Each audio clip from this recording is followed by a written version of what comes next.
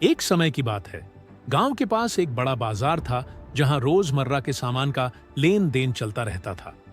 इसी बाजार में भोला नाम का एक सादा सुधा किसान रोज अपनी उपज बेचने आता था। भोला भला सीधे दिल का आदमी था। लोग उसे उसकी ईमानदारी के लिए जानते थे। एक दिन जब भोला अपना सामान सजाकर बैठा था, दो ठग वहां आए। ये कोई साधारण लोग नहीं थे।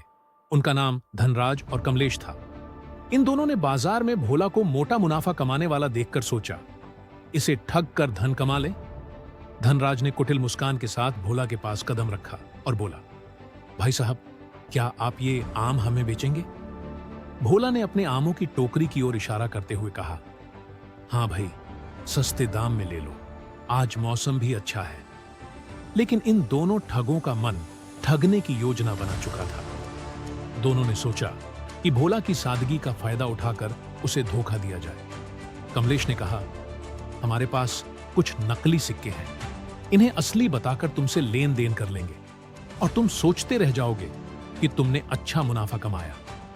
धनराज ने नकली सिक्कों को असली दिखाने के लिए उसमें कुछ खरोंच और धूल लगा दी ताकि वह पुराना पुराना लगे।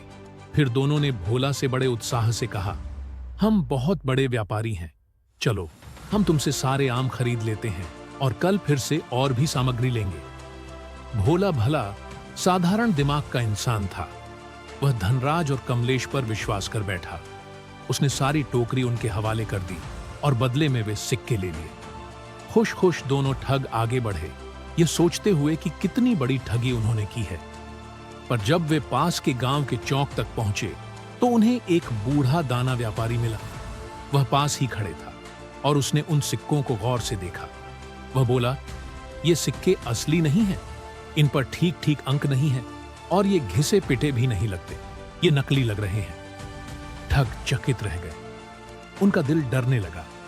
तब दाना व्यापारी ने कहा, अगर तुम सच बताओ कि ये पैसे कहां से आए तो मैं तुम्हारी मदद कर सकता हूं। धनराज और कमलेश घबरा गए। सामने खड़ी भीड़ ने भी सुन लिया था।